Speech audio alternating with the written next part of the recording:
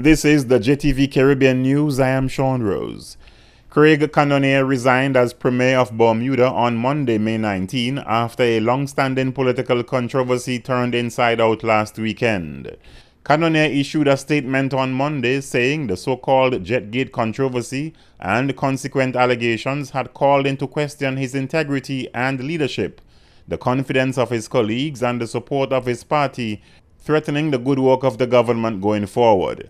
Prior to the December 2012 general election, Cannonier, then leader of the One Bermuda Alliance, the OBA, met with wealthy U.S. developer Nathan Landau and other entrepreneurs who agreed to donate $300,000 to the party. Following the OBA victory at the polls, the new Premier Cannonier, along with Tourism Minister Sean Crockwell and Attorney General Mark Pittengill, flew to Washington on Landau's private jet for a meeting in early 2013. Cannonier later claimed that Landau approached the government to have a dialogue concerning economic development in Bermuda, with an emphasis on gaming and tourism. Referring to the incident as Jetgate, opposition MPs accused Cannonier of breaching the Ministerial Code of Conduct by accepting favors, namely a free ride on Landau's private jet. Following disclosure of the $300,000 donation, Chairman of the OBA, Tad Hollis, launched an investigation last week after apparently discovering that the party never received the money in question. On Friday, Landau said the $300,000 was paid to the Bermuda Political Action Group, which is believed to be an arm of the OBA. After Monday's abrupt resignation by Cannonier as Premier, the leader of the opposition Progressive Labour Party, Mark Bean, called for other resignations, stating that Cannonier did not act alone. The St. Vincent and the Grenadines government is seeking $6.4 million in emergency financing from the International Monetary Fund, the IMF. On Monday, May 19, Prime Minister Ralph Gonsalves said a letter of intent would be sent to the Washington-based financial institution, and he is hopeful that the funds would be disbursed in June when the IMF Board of Directors meets to discuss the request.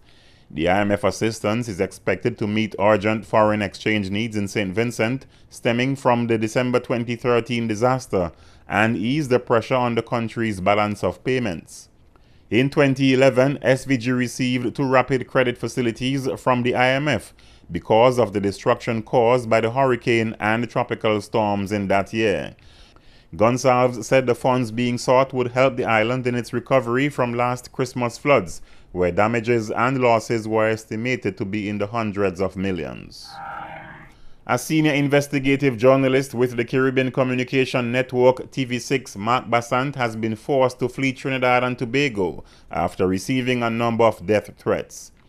Head of news at TV6 Trinidad, Dominic Kalipasad, told viewers Wednesday night that journalist Mark Bassant has left the country and that both National Security Minister Gary Griffith and Acting Police Commissioner Stephen Williams had been made aware of the hit placed on the journalist.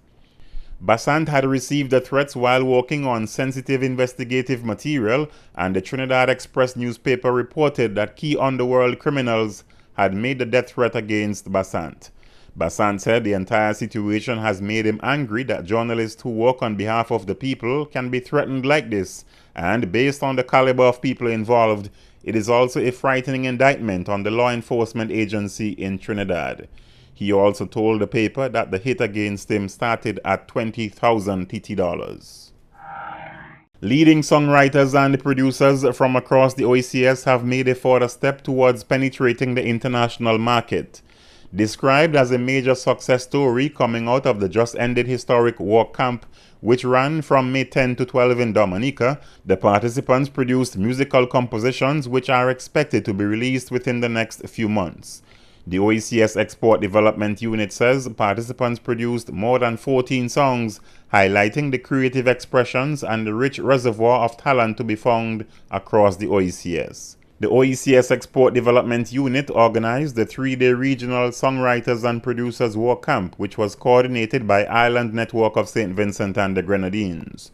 The songwriters and music producers represented the British Virgin Islands, Antigua and Barbuda, St. Kitts and Nevis, St. Lucia, St. Vincent and the Grenadines, Grenada, and host country Dominica. 6 hours after he and the 3 others escaped custody from a holding cell at the Georgetown Magistrates Court, 28-year-old Vikram Prasad was shot and killed during an armed confrontation with Guyana police on Monday night.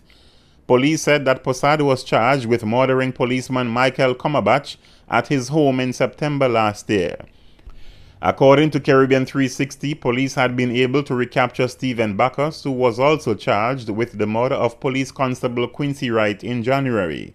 Law enforcement authorities were still searching for Keron Cummings, who was charged with several armed robberies, and Randolph Marks, charged with murdering Patsan's trading sales representative Bharat Ramcharan.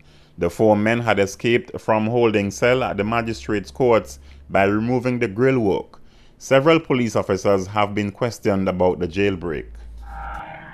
The United States Coast Guard says it has resumed the search for 4 British nationals whose yacht capsized in the Atlantic Ocean while they were sailing back from the Antigua Sailing Week regatta. The Coast Guard on Sunday announced it had ended the search pending further developments, but Tuesday it said it had resumed the search about 1,000 miles east of Cape Cod, Massachusetts. The Coast Guard said the crew of the 40-foot sailing vessel Cheeky Rafiki was returning from what is considered to be one of the world's most prestigious regattas in Antigua when the 4 sailors went missing in treacherous conditions. The missing sailors who are presumed dead are Andrew Bridge, age 21, James Mail, 23, Stephen Warren, 52, and Paul Goslin, 56. The Coast Guard said on Sunday they located an overturned hull that matched the description of the Cheeky Rafiki, but no signs of the sailors. For the JTV Caribbean News, Sean Rose. Coming up next on JTV News. Minister Vanterpool says additional revenue from cruise tourism will help BVI Ports Authority carry out repairs to docks and ports across the territory. Virgin Gorda residents react to government's plans for the rehabilitation of Lee Road in Spanish Town. Sewage discharge on Millionaire Street continue to be a vexing issue for Virgin Gorda.